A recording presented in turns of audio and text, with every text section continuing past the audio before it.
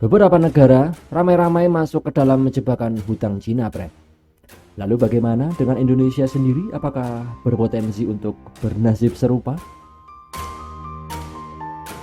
Sebelum masuk pembahasan, bagi yang belum subscribe, silahkan subscribe aja. Jika nanti suka dengan tayangan ini, silahkan like dan share ke teman-teman kalian.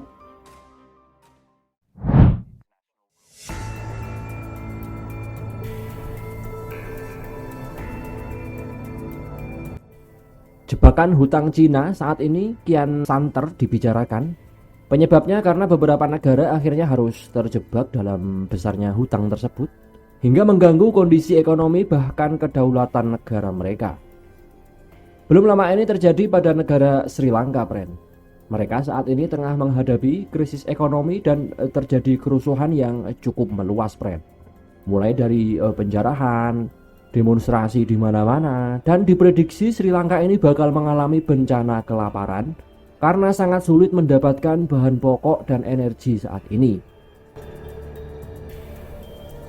Oke, umumnya negara-negara tersebut menggunakan hutang Cina untuk kebutuhan pembangunan infrastruktur, termasuk Sri Lanka yang diketahui telah menggunakan hutang dari China sejak tahun 2005 lalu. Tujuannya tak lain hanyalah untuk membangun sejumlah infrastruktur, ya, salah satunya pembangunan pelabuhan Hambantota. Dan diketahui jumlah utang Sri Lanka ini dari Beijing mencapai 8 miliar US dollar, atau setara dengan 114,400 triliun rupiah, atau 1/6 dari total hutang luar negerinya. Tapi sayang, seribu sayang, infrastruktur yang telah dibangun justru tidak begitu berdampak positif nih bagi ekonomi negara. Lah kok iso? Ya karena bangunan-bangunan infrastruktur ini pada kenyataannya tidak produktif, Seperti contoh pembangunan pelabuhan Hambantota tadi. Setelah dibangun justru tidak banyak kapal-kapal asing yang mau singgah. Kalaupun ada itu hanya kapal-kapal milik Cina saja, yang singgah. Nah dengan ini ya otomatis pihak Cina ini yang diuntungkan kan. Tak sampai di situ, Cina juga meminta jatah ekspor produk dari mereka ke Sri Lanka dengan nilai 3,5 miliar US dollar, sehingga mendorong pemerintah Sri Lanka untuk melobi kembali kepada pihak China tentang restrukturisasi hutang.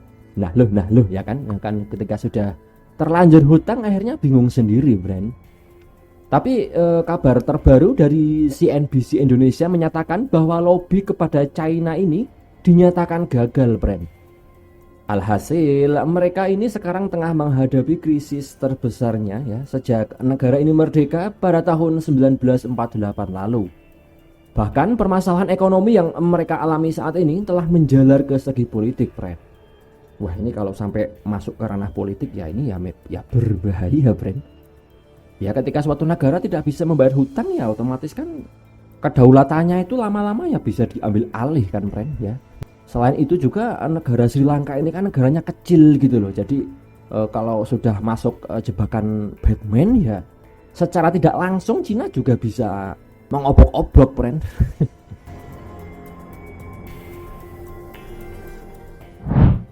Selain negara Sri Lanka, jebakan hutang Cina juga memakan korban dari negara-negara lain. Contohnya Uganda ini yang mereka tersandung hutang juga dengan Cina sebesar 200 juta US dollar dan disinyalir harus mengalami gagal bayar. Waduh. Bukan cuma dua negara itu saja. Baru-baru ini ada negara dari Kepulauan Solomon yang digadang-gadang juga ikut terjebak hutang, Diketahui pada September 2021 yang lalu, Cina akan memberikan bantuan kepada Kepulauan Solomon ini senilai 8,5 juta US dollar jika mau untuk memutuskan hubungan dengan Taiwan. Wah ini ambisius sekali ya, Cina ini.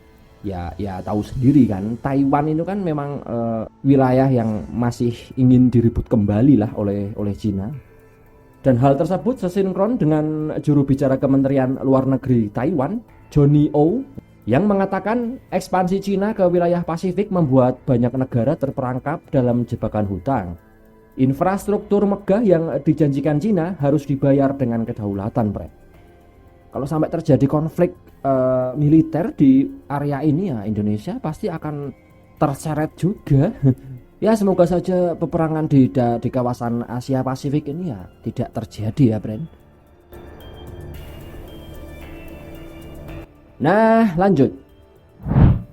Beberapa negara lainnya yang juga terkena jebakan hutang Cina ini antara lain adalah negara Maladewa hingga Kenya di Afrika.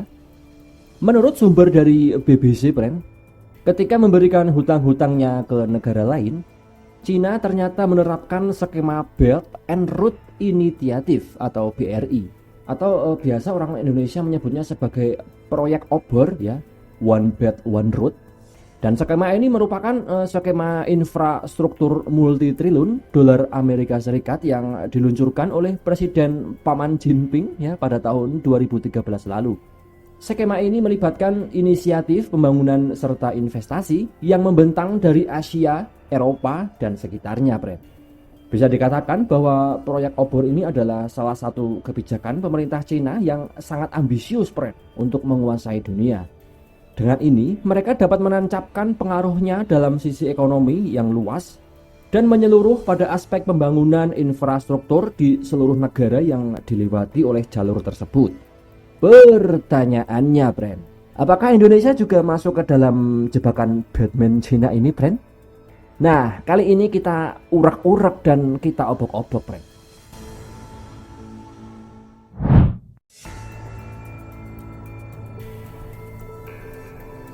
Seperti yang kita tahu bahwa Indonesia adalah salah satu negara yang cukup bergantung juga terhadap utang dari negeri tirai bambu. Ya tentunya utang tersebut ya banyak dimanfaatkan untuk kepentingan pembangunan infrastruktur ya kan, sama halnya seperti Sri Lanka. Berdasarkan data statistik utang luar negeri SULN Indonesia, Cina menjadi negara keempat yang memberikan hutang terbesar setelah Jepang, Amerika Serikat, dan Singapura. Utang Cina terhadap Indonesia per Februari 2022 tercatat sebesar 20,78 miliar US dollar.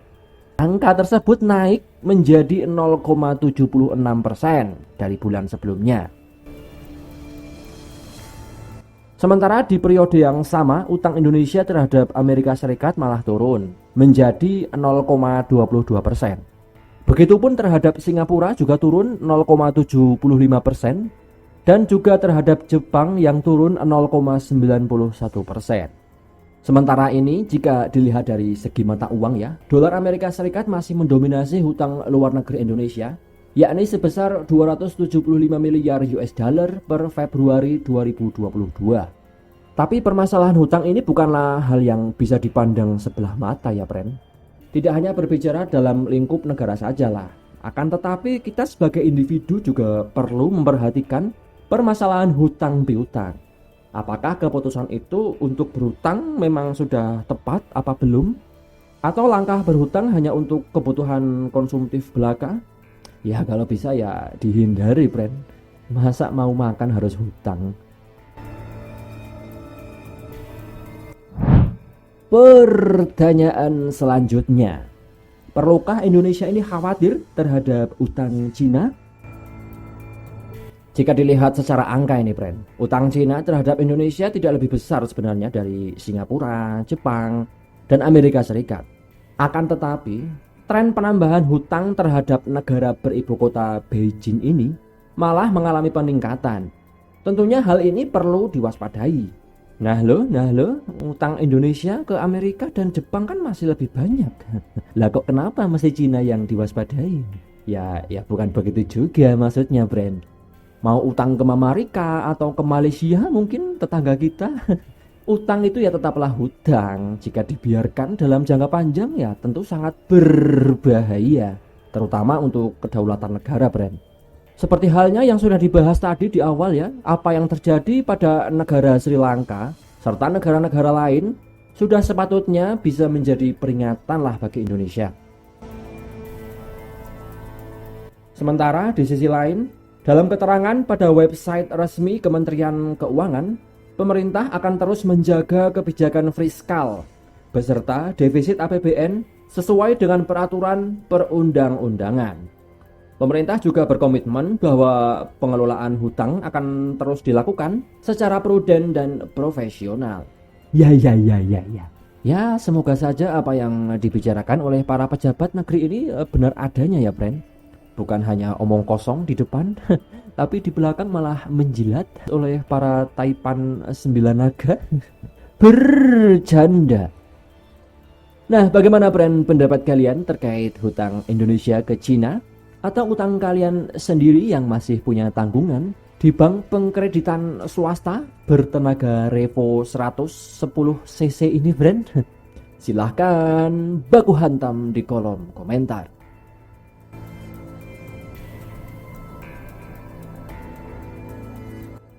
Sekian dulu Bren informasi dari Klik Info hari ini. Jangan lupa nantikan terus informasi dan berita terpopuler dari kami hanya di Klik Info. Thanks for watching and see you next time.